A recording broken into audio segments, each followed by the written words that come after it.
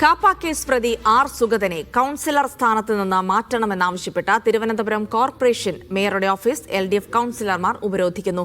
മേയറെ പ്രവർത്തകർ തടഞ്ഞു. പ്രതിഷേധത്തിനിടെ 3 LDF കൌൺസിലർമാർക്ക് പരിക്കേറ്റു.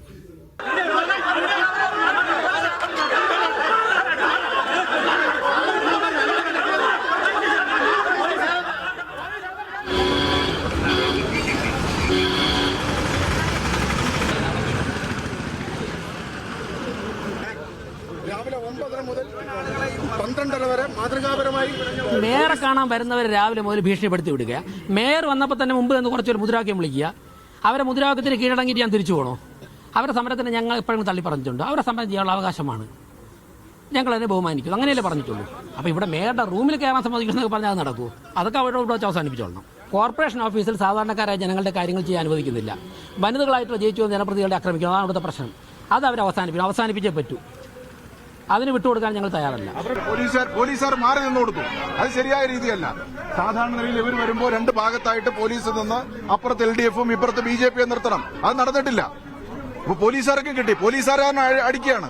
വനിതാ പോലീസിനെ ഇപ്പൊ ഇവിടുന്ന് കൊണ്ടുപോയതേ ഉള്ളൂ ആശുപത്രിയിലേക്ക്. ഞങ്ങൾ ഉപദ്രവിച്ചിട്ടില്ല, അവർ ഉപദ്രവിച്ചിട്ടാണ്. കസേര എടുത്ത് അടിക്കുകയാണ്. ഈ ആരെയാണ് അടിക്കുന്നത്? ഇവിടെ മുൻ മേയറെ അടക്കം അവർ ചവിട്ടി തള്ളി തറയിട്ട് ഉപദ്രവിക്കുകയല്ലേ ചെയ്തത്. 3 വനിതാ കൌൺസിലർമാരാണ് ഇപ്പോൾ ആശുപത്രിയിലായത്. 3 പേരാണ്. എന്ത് ന്യായമാണ് ഈ പറയുന്നത്? 12:30 വരെ വിജിൻ വായന്തോട് വിവരങ്ങൾ നൽകും. വിജിൻ, നേരത്തെ തുടങ്ങിയ സമരമാണ് ഇപ്പോഴും ആ ഉപരോധം തുടരുന്നു എന്നാണ് മനസ്സിലാക്കുന്നത്. ചില സമയങ്ങളിലെങ്കിലും അത് സംഘർഷങ്ങളിലേക്ക് കൂടെ മാറുകയാണ്. അപ്പോൾ നിലവിൽ എന്തൊക്കെ നടക്കുന്നു അവിടെ?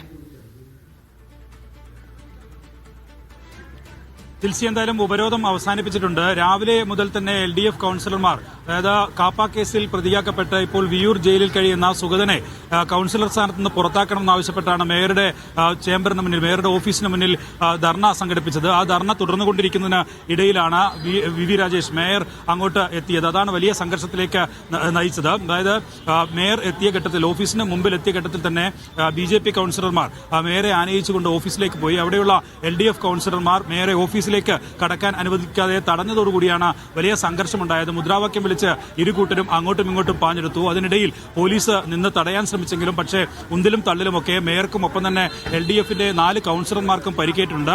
ഒരു പോലീസ് ഉദ്യോഗസ്ഥയ്ക്കും പരിക്കേറ്റു. അങ്ങനെ വലിയ സംഘർഷമാണ് ഏകദേശം അരമണിക്കൂറോളം നേരം നടന്നത്. അതിനുശേഷമാണ് പോലീസ് ഇടപെട്ട് മേയറെയും ഡെപ്യൂട്ടി മേയർ ഉൾപ്പെടെ ഉള്ള BJP കൌൺസിലർമാരെയും ഓഫീസിലേക്ക് കയറ്റിയത്. പുറത്ത് കുറെ ദിവസങ്ങളായി രാപ്പകൽ സമരം LDF തുടരുന്നുണ്ട്. കാപ്പ കേസിൽ അറസ്റ്റിലായ ആർ സുഗതനെ പുറത്താക്കണം എന്നാവശ്യപ്പെട്ടുള്ള സമരമാണ് നടന്നുകൊണ്ടിരിക്കുന്നത്. അതിന്റെ തുടർച്ചയെന്നോണമാണ് ഇന്ന് നേരെ VV രാജേഷിന്റെ ഓഫീസിലേക്ക്, മേയറുടെ ഓഫീസിന് മുന്നിൽ ധർണ സംഘടിപ്പിക്കാൻ തീരുമാനിക്കുകയും ആ ധർണ നടക്കുകയും ചെയ്തത്.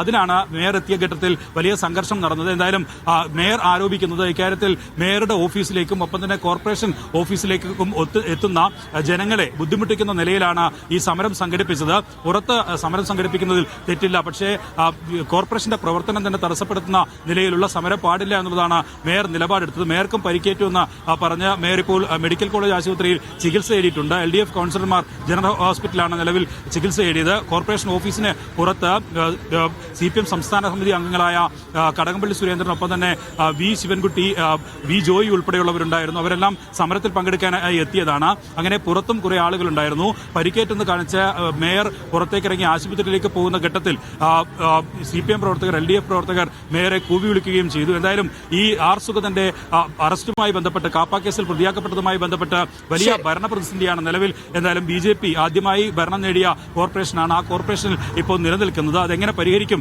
എന്ന കാര്യത്തിൽ BJP ഇതുവരെ തീരുമാനമെടുത്തിട്ടില്ല. ആർ സുഗതന് പൂർണ്ണ പിന്തുണ ഇപ്പോഴും പ്രഖ്യാപിക്കുകയാണ് നിലവിൽ BJP നേതൃത്വം ചെയ്തുകൊണ്ടിരിക്കുന്നത്.